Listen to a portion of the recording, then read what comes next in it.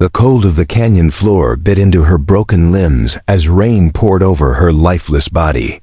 Zalari, once the proud shield claw of the Varellan vanguard, now lay defeated beneath a shattered sky.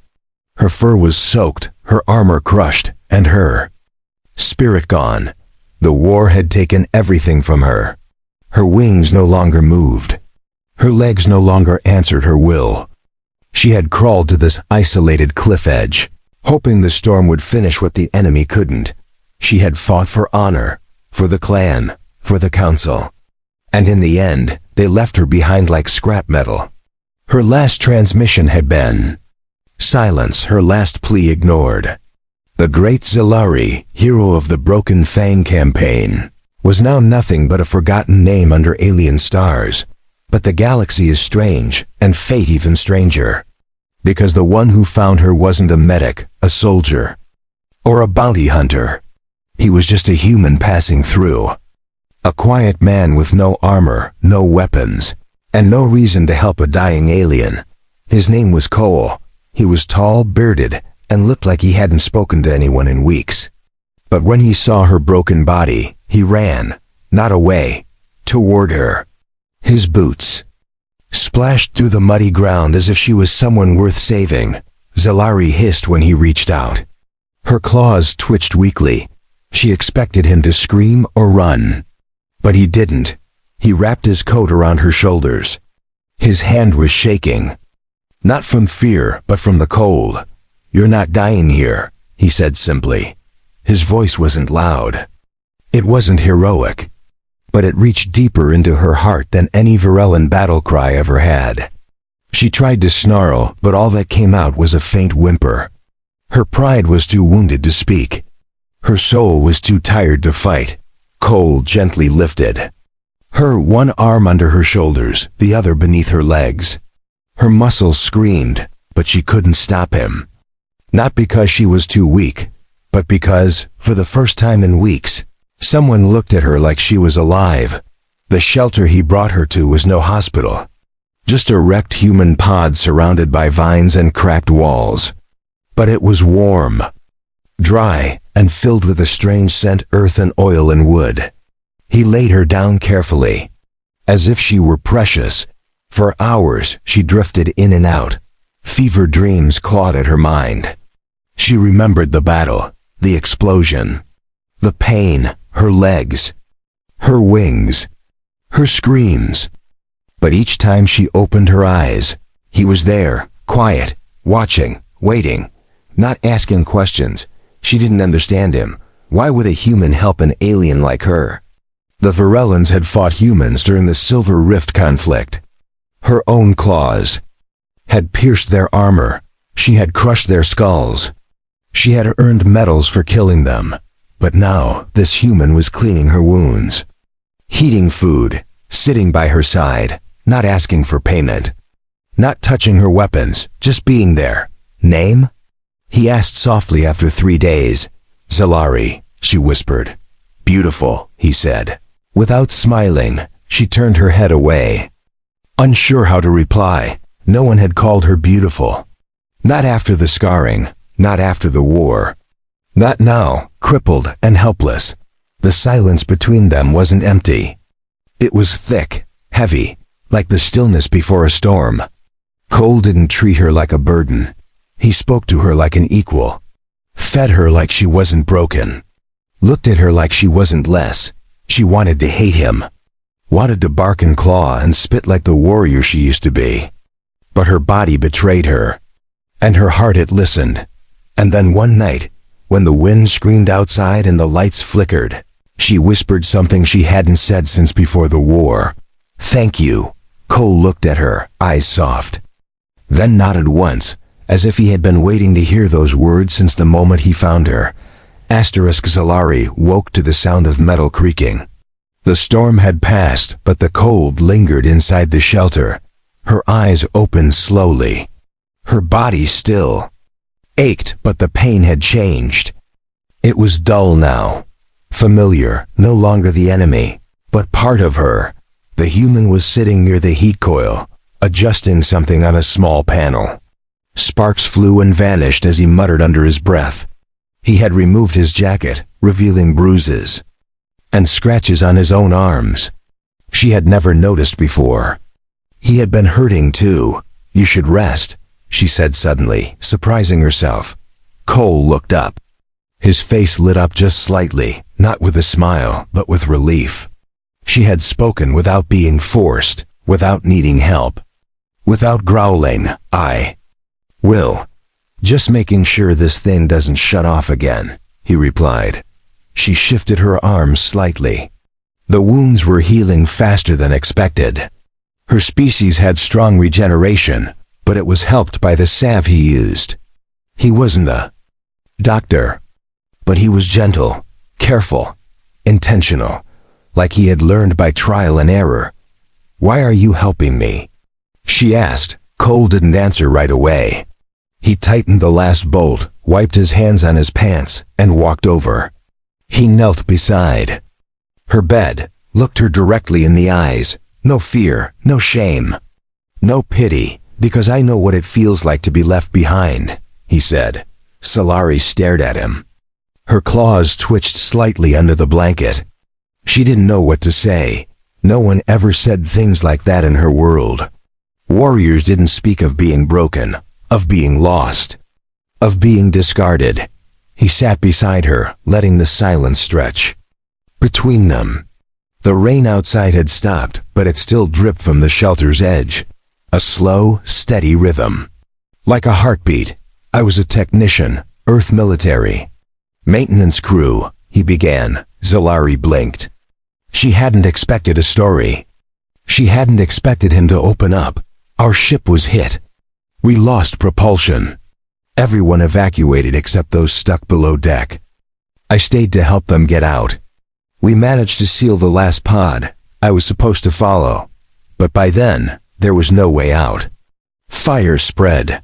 Beams collapsed. I blacked out. Woke up in a junk system. Alone." She watched him.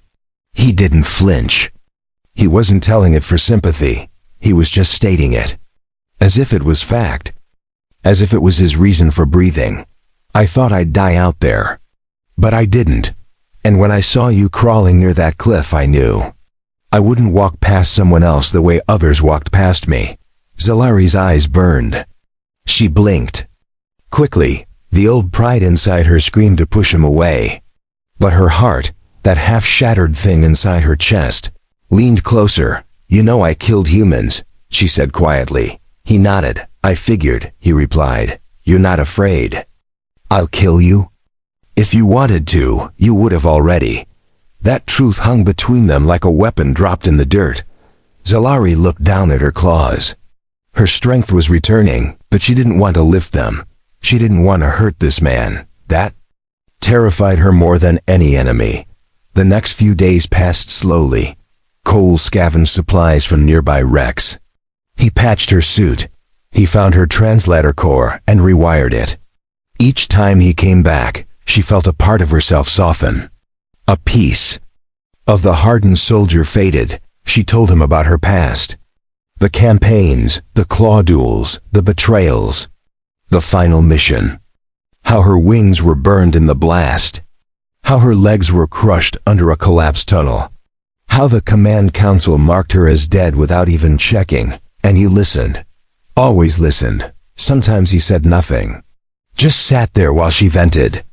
While she shook. While she cried in silence. Not once did he mock her. Not once did he turn away.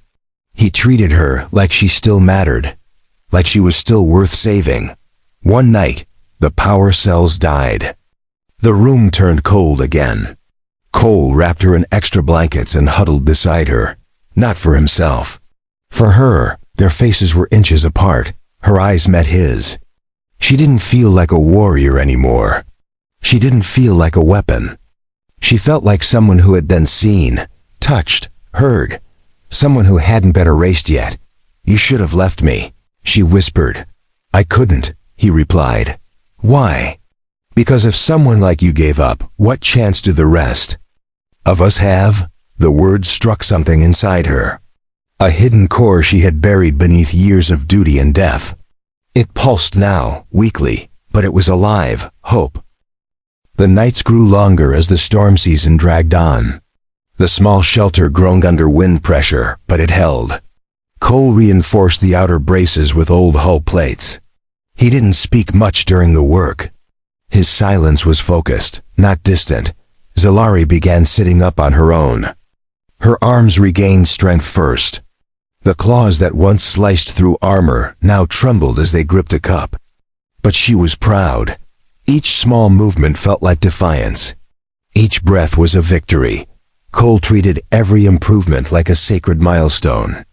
When she first managed to pull herself upright, he didn't cheer or clap.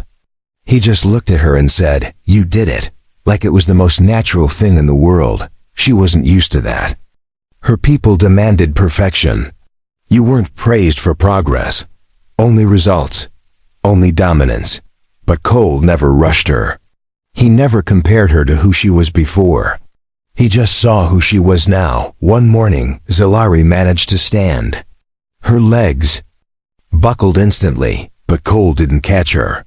He moved closer, but let her fall on the padded mat he had laid out earlier. She looked up at him in confusion. He offered his hand. "Again," he said. They trained for hours that day. No weapons, no drills.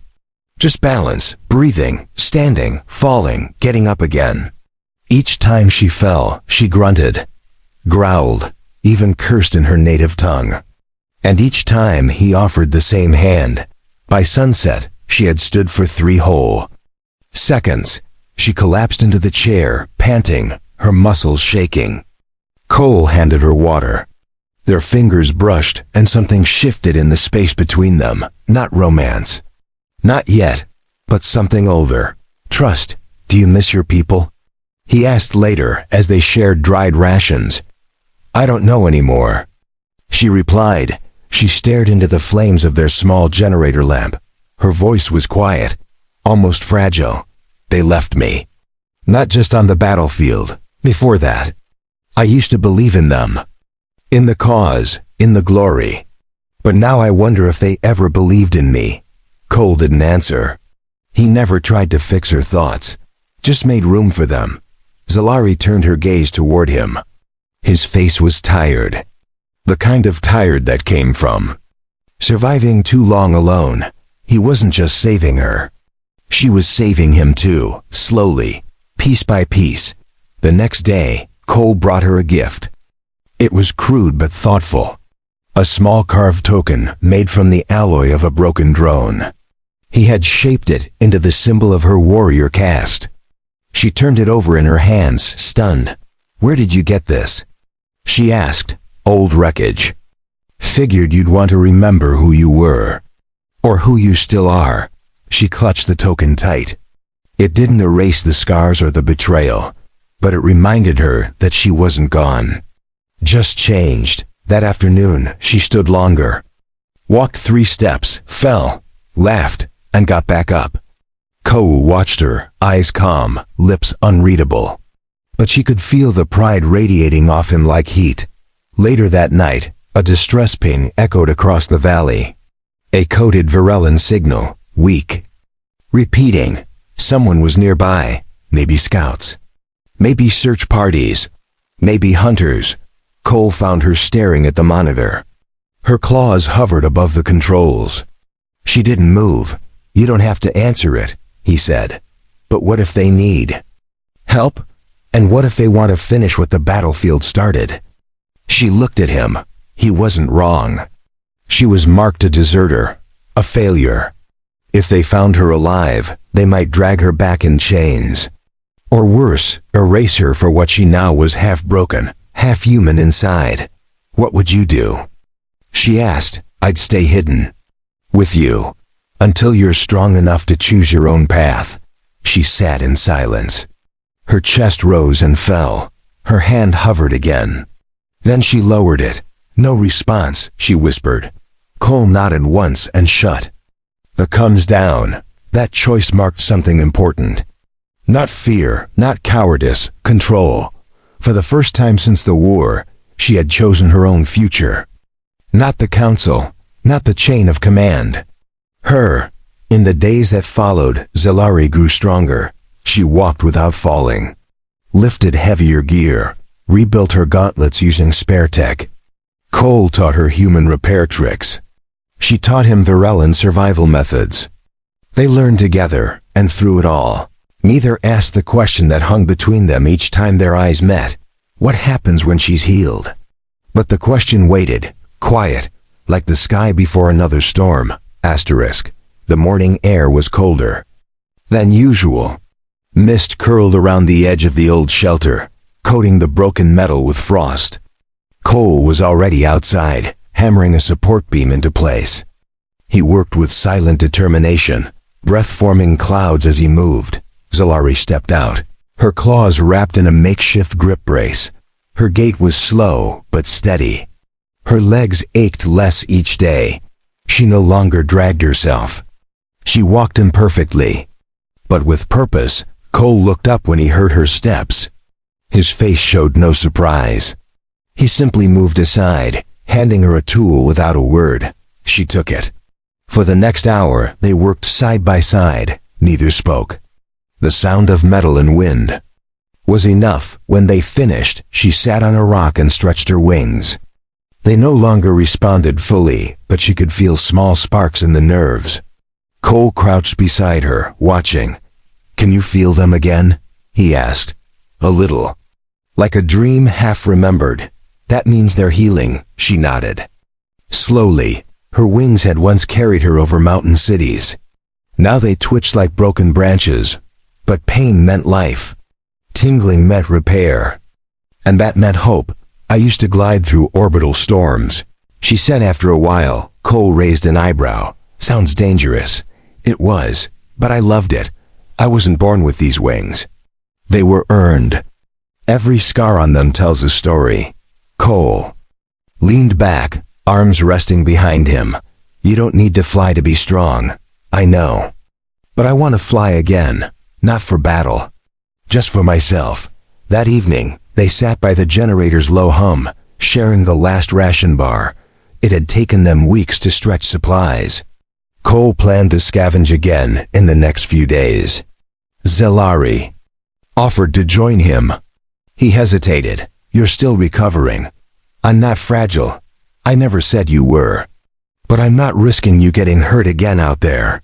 She stared at him. There was no anger in his voice, just worry. She didn't argue. Instead, she placed her hand over his and gave a firm squeeze. A silent agreement passed between them. That night, she couldn't sleep. Something stirred in the wind. Not danger, not fear. Something old, a presence. She rose quietly, her instincts humming. Stepping outside, she scanned the valley, the stars above shimmered between fast-moving clouds. A strange hum echoed through the rocks. Then she saw it. Faint at first. A light. Distant, pulsing. A ship. She ducked instinctively. Her claws gripped the earth. Her mind raced. It wasn't human tech. It wasn't her own people's either. The shape was sleeker. Silent. It floated just above the ridge, scanning. She returned inside quickly. Cole was already up, lacing his boots. He looked at her, and she didn't need to explain. He had seen it too. "Not friendly?" he asked. "I don't think so." "Not random either. They're searching for something. Or someone." They packed what little they had in silence. The token he gave her, her armor pieces, the translator. Cole checked the solar charge. Barely enough power for one jump. The emergency cart could carry them 5 kilometers at most. They had one shot. As they moved through the valley under shadow, the ship scanned behind them. Its beam lit up the rocks, slow and searching. Cole held Zalari's arm. Not because she was weak, but because they were moving together. After 2 hours of silent travel, they reached a collapsed mining shaft. Cole lowered her first, then followed. The air was thin. Dust choked the corners, but it was a hiding place. At least for now. Zalari slumped against the wall, heart pounding. Cole sat beside her, breathing heavy. He looked at her. She looked at him. Neither spoke. Then, slowly, she leaned her head on his shoulder. He didn't flinch. Outside, the humming passed, then vanished.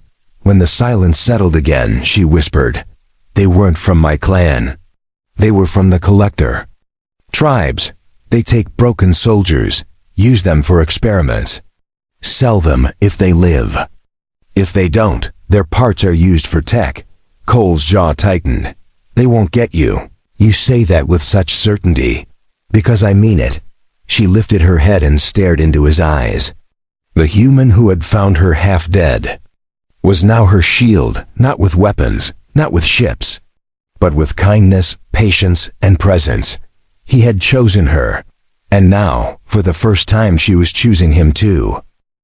The mining shaft was dark and silent. Dust hung in the air like ash, and every breath felt like breathing through cloth. But it was safe. For now, Zalari sat against the rock wall, her legs folded beneath her. Cole had built a small barrier with scrap metal and set a low-energy pulse alarm near the shaft mouth. They had no weapons, no shields. Just time and quiet. She kept her claws close, gripping the carved token he had given her. The shape of her warrior symbol pressed into her palm. It reminded her of who she used to be. But more importantly, who she was becoming. Cole moved slowly around the narrow space, placing motion sticks and mapping the routes. He worked without needing direction. Focused. Calm. She admired that about him. He didn't panic, even when danger circled close. When he finally sat beside her, she turned to face him. Her expression was unreadable, not cold, not warm. Just deep. "They'll be back," she said. "I know," he replied. "You don't have to stay with me. You could hide somewhere safer. I'm exactly where I want to be." She felt that truth sink deep into her chest. His voice carried no hesitation, no duty, no guilt, just choice. He had chosen her again. The next few days were spent in silence and motion. They moved from tunnel to tunnel, following old dig lines. Sometimes they heard scanners passing above. Sometimes faint metal tapping echoed in the dark, but no one found them. Zalari started to regain her balance fully. Her steps were steady. Her claws stopped trembling. Even her wings twitched on command, though flight was still far away. She worked through the pain without complaint. Cole noticed every small progress. He didn't praise with words. He simply nodded, handed her the next tool, or gave her more space to move. She liked that. He didn't treat her like she was fragile. He treated her like she was strong. On the 5th day, they discovered a sealed cargo door hidden behind old rock slides. Cole worked quietly to bypass it. Zalari kept watch, ears twitching with every sound. When the door finally groaned open, stale air rushed out. Inside was a small emergency outpost. Old, but intact. Supplies, power cells. Basic comes. Enough for a signal. She stepped in first, scanning the corners. No threats, no corpses, just dust and hope. She turned to Cole and gave a short nod. "Well done." He smiled slightly and moved to power the systems. The lights flickered once, then settled into a soft glow. It was the brightest space they had seen in weeks. They slept well that night. For the first time in a long while, without fear. In the morning, Cole activated the comm unit. He didn't send a full broadcast. Just a looped pulse on emergency frequency. Anonymous, short range. Enough to attract local scavengers or allies, but not traceable to them directly. Zalari watched him closely. "You want someone to find us?" "No, I want us to stop running." Her jaw tightened. "We might be hunted again, I know. But hiding forever isn't living." She walked slowly to the table where the power cells hummed.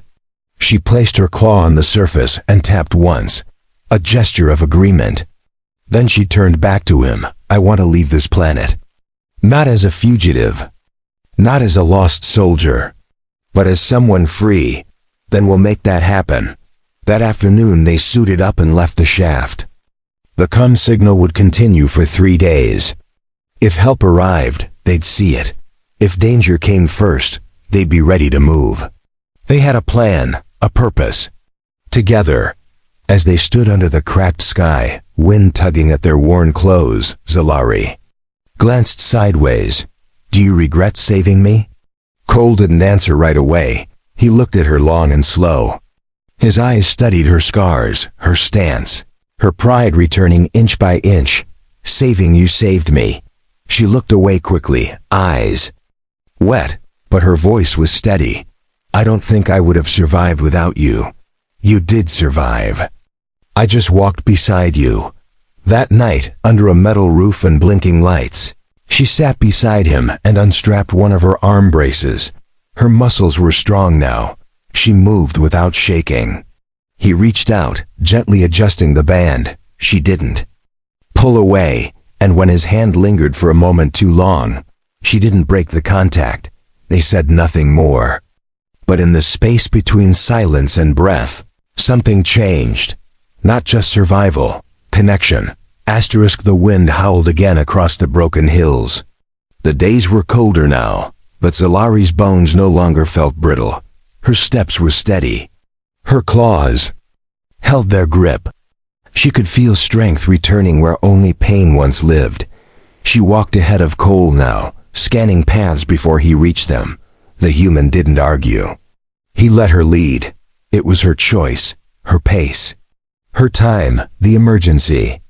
Signal continued to pulse, day and night. They knew someone would respond. They just didn't know who or what. So they trained, repaired, waited, together. One morning, the comm blinked red. Cole froze mid-step. Zalari's eyes locked onto the screen. An incoming response. Not Varellan code. Not Terran either. It was something else. Sharp, digital, machine-born, unknown. Signature, minimal distortion. High-frequency probe, Cole muttered. "Pirates?" she asked. "No, too clean. Too methodical." She moved closer, adjusting the panel. The signal wasn't requesting communication. It was triangulating, tracking, locking onto the source. "They're coming," she said. Cole didn't panic. He closed the comm, powered down the unit, and pulled out the signal disruptor.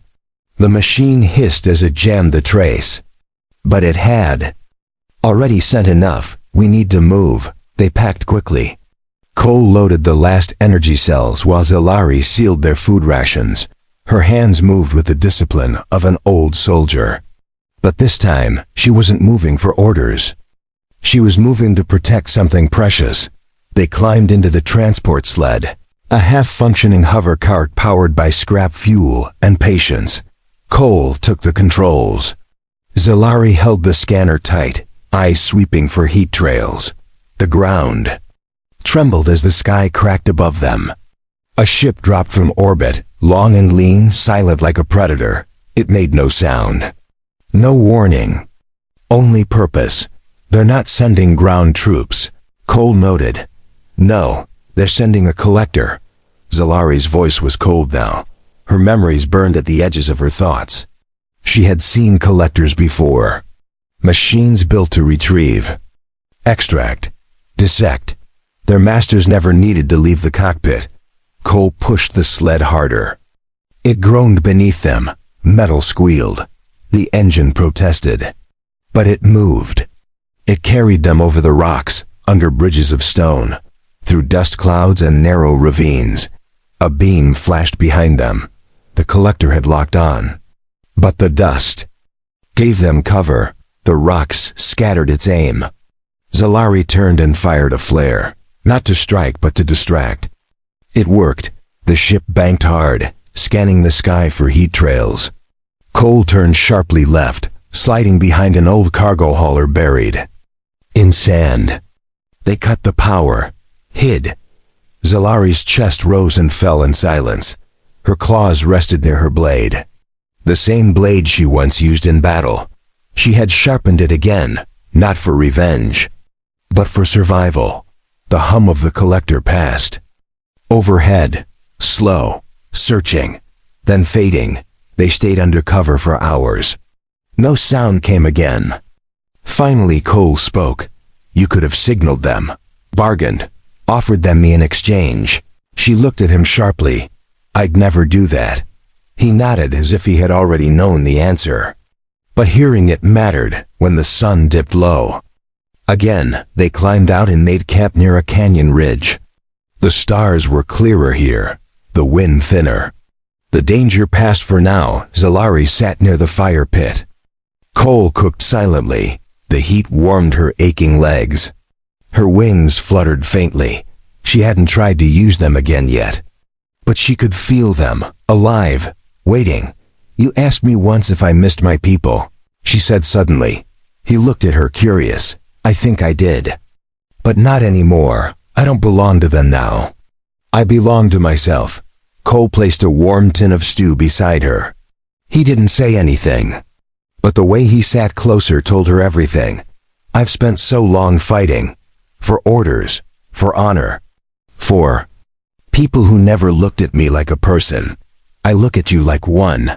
I know. That's why I'm still here. The wind blew softly, tugging at their clothes. She shifted closer. He didn't move away. Their shoulders touched. Her claws brushed his hand once. He didn't pull back. I want to leave this world, she said. You will. Not just physically. I want to live somewhere I'm not a weapon. Somewhere I'm not a story they use to scare recruits. Then we'll find that place. Together. She turned toward him fully. Her eyes glowed in the dim light. Alien. Beautiful. Tired. Strong. I'm not the same creature you found near. Death. I know, you're better. Their hands met in silence. Not trembling. Not hesitant. Solid. Grounded. Like two souls no longer lost. They were no longer hiding from death. They were walking toward life. The canyon narrowed as they descended into the old transport graveyard. Rusted ships, shattered drones, and half-buried mechs lined the path like forgotten bones. The air was still. Too still. Zalari led with calm precision. Her claws stayed near. Her blade. Her wings, though grounded, shifted with balance now. Every step she took echoed like a heartbeat in the graveyard of metal. Cole followed closely, scanning for movement. The collector ship hadn't returned yet, but something felt unfinished. He could feel the silence pressing on his shoulders like, wait. They reached the largest wreck, a downed Varellan corvette wedged between two cliff faces. It had once flown proudly across battlefields. Now vines crept over its hull. Time had swallowed its glory. This was from my unit, Zalari said. Cole looked at her. She wasn't sad, just focused. He knew this was more than a memory. It was closure. Inside the corvette, the command console still held a flicker of power. Zalari connected her token. The panel blinked to life. A soft glow spread across the room as old logs appeared. Reports, orders, footage. She scrolled through them quietly. Then stopped. One file marked her name. It was brief, cold, terminated in combat. Status, disposed. They didn't even try. To recover me, she whispered. Cole didn't speak. He placed a hand on her shoulder. She closed the file and stood taller. I'm not theirs anymore. Together, they accessed the ship's core and pulled a viable jump beacon. With a few adjustments, they could send a clean signal, one strong enough to reach trade lanes without revealing their exact location. Are you ready? Cole asked. I am. She pressed the transmitter. The beacon pulsed once, then held. A green glow surrounded the panel. Somewhere out there, someone was listening. They waited for hours beneath the stars. Zalari cleaned her armor in silence. Cole rewired the backup battery packs. Neither asked what would happen next. They already knew, at sunrise. A reply came, small, faint, human-coded. Cargo ship designation, Prospect Run. It was passing nearby and had picked up the signal. They offered extraction in 3 hours. Zalari exhaled slowly. That's it. We're leaving this place. Cole nodded. They packed everything they had. What little remained was carefully folded and stored in crates. No medals, no trophies. Only survival gear, tools, and one shared datapad filled with journal entries. As the ship approached, its silhouette cut through the clouds. It was no war vessel, just a freighter with patched wings and carbon-burned panels. But it meant freedom. They stood on the cliff ledge as the shuttle dropped its landing gear. Dust kicked up. Engines whined. The cargo bay opened, and a figure stepped out, human, older, wide-eyed when he saw them. "You two the ones who sent that signal?" He shouted. "Yes," Zalari replied. The man stared at her wings, her claws, the scars across her skin. Then looked at Cole. Something passed in his eyes. Surprise, respect, then a quick nod. "All right. Come on, let's get out of this rock pile." They stepped onto the ramp side by side. The moment her foot touched metal, Zalari paused. She looked back one last time, at the dust, the mountains, the place she thought would be her grave. Then she turned and entered the ship. Inside, the crew gave them space. No questions. Just blankets, water, and quiet glances. Cole sat across from her. For a while neither spoke. "They didn't need to, you know," she said. "If someone had told me a human would be the one to save me, I would have laughed. If someone told me I'd walk out of that desert with an alien warrior, I would have called them crazy." She smiled faintly. "I still don't know what comes next. I don't know if I belong in your world, or if you'd fit in mine. Then let's find a new one. One where we both belong." She reached across the table. Her claws brushed his knuckles. This time he didn't hesitate. He held her hand. Firmly. "I'm not broken anymore," she whispered. "No, you're just beginning."